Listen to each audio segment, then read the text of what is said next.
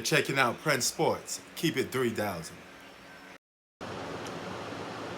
What's good, guys? Prince Sports here. Don't forget to comment, like, subscribe to all of that free stimulus package. Check this out, man. All right. Chris Broussard, a guy I normally don't agree with, but he put LeBron James and Kevin Durant on blast today by this statement. Check it out. Era. Okay, there were people, I didn't go this far, but there were people saying when Giannis signed with the Bucks for 5 years, they were like, he just decided he's not going to win a championship. He's not going to win a championship, at least in the next 5 years. And then by then he'll be older. It might not mean as much for his legacy. He's doomed himself.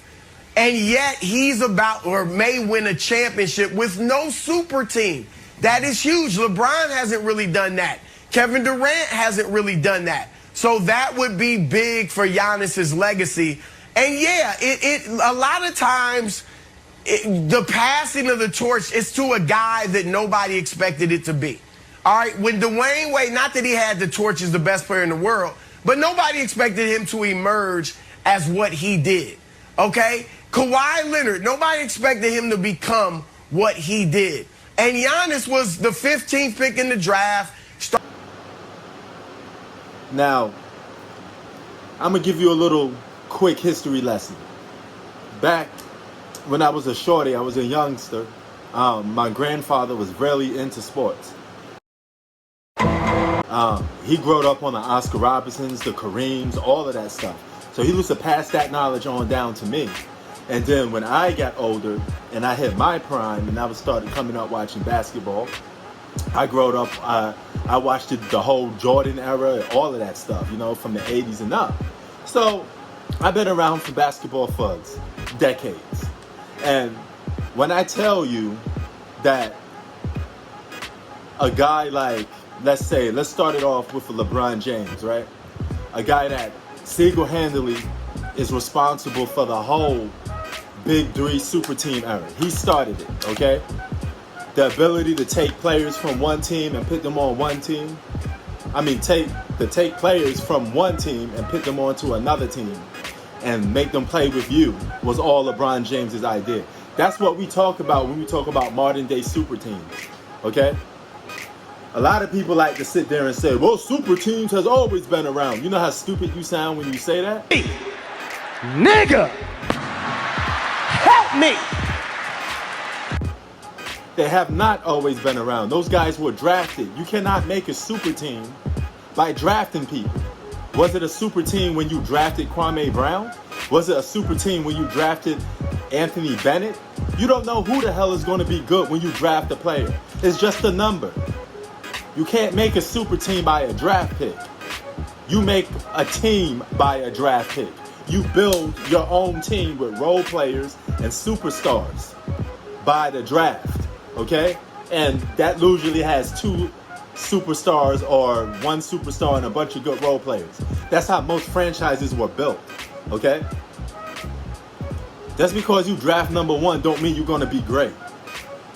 You could be a dud and be number one. But you blew it. You could be number 15 and be great. Nobody thought Kawhi Leonard was going to be good. Nobody thought Giannis was going to be good. Giannis Antetokounmpo was supposed to be a sidekick or not even an all-star. Okay? That was supposed to be Jamari Parker, if you didn't understand that. Jamari Parker was the guy drafted by the Milwaukee Bucks, and he was supposed to be the face of the league. How did that turn out? So, you cannot draft a super team. There's no such a thing as drafting a super team. Okay? When we talk about super teams, we talking about players that's already established, that's already have credit, and already have a resume with the team that they played with. Okay? A perennial all-star, a guy that has been an all-star for countless years, and he links up with this top 5 player, and that top 5 player links up with that top 5 player, and the next thing you know, you got yourself a super team. All right? And this is going to show you that I was right. I told you there's levels to this.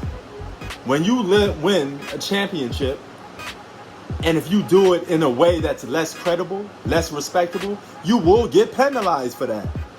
LeBron James know he was going to get penalized for super teams. Kevin Durant know he was going to get penalized for super teams. And that's why he left Golden State, because he got tired of you guys saying that he had to join Steph Curry and them guys to win. He thought it was going to be all, picket fence and good flowers. He didn't thought she was going to dig into his Haagen-Dazs, and take food off his plate. He didn't know that.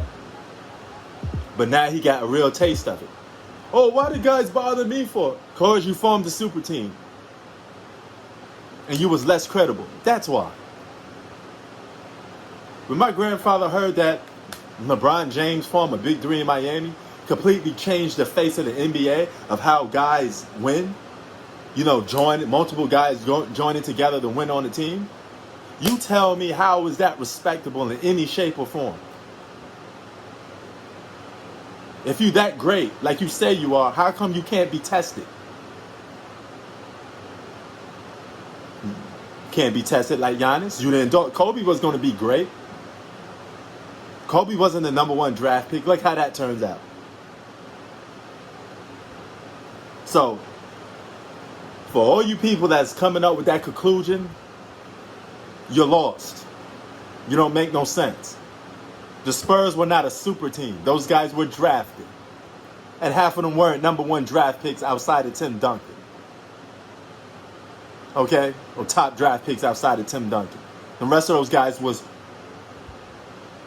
lower class, bottom feeders.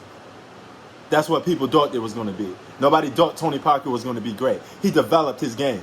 The most wisest thing an OG once told me? You can have all the talent in the world, but if that talent doesn't meet hard work and determination, you go nowhere.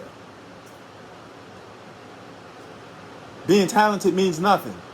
What are you going to do with that talent? Are you going to push yourself to the next level? Because hard work beats talent on any day. Determination. How bad do you want it? Because you're all drafted. Who got the guts here? Who got the cojones to be the best player out this draft pick? That's not making a super team. That's earning your stripes. That's how basketball is built. From North Carolina, Michael Jordan, drafted to the Chicago Bulls. You didn't know he was going to be like that. Nobody thought Michael Jordan was going to be the way he was. Everybody thought it was going to be Hakeem Olajuwon or Sam Bowie. They thought those was the guys. Now, Hakeem Olajuwon still panned it out to be a great basketball player. But not so much for Sam Bowie. My nigga. Now, as I was telling my man Hoop Facts, shout out to Hoop Facts. That's my brother from the East Coast. We both share that common thing, and we got that thing in common, man. That's the homie right there. But we had a little, talk like men, like how most guys supposed to talk, So check that live stream out if you have a chance to. That's how 2 grown adults supposed to talk.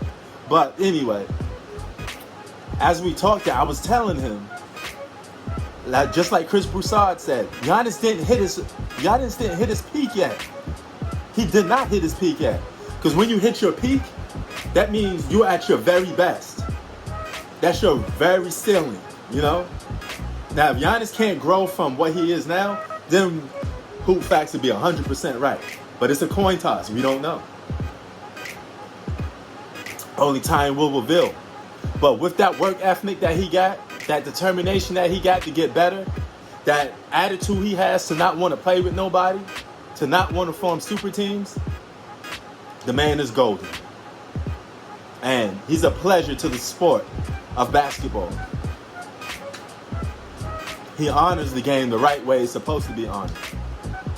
Guys like LeBron James, Kevin Durant, or any stack decker, you will get penalized. Because basketball always comes down to wins and losses. Then you got to nitpick. How did this guy win? How did that guy win? What circumstances he had to overcome? What circumstances did he had to overcome? Who did it in a more impressive fashion? And Giannis have a chance to make history. Prince Sports out. Peace. Thanks for watching Prince Sports. Peace.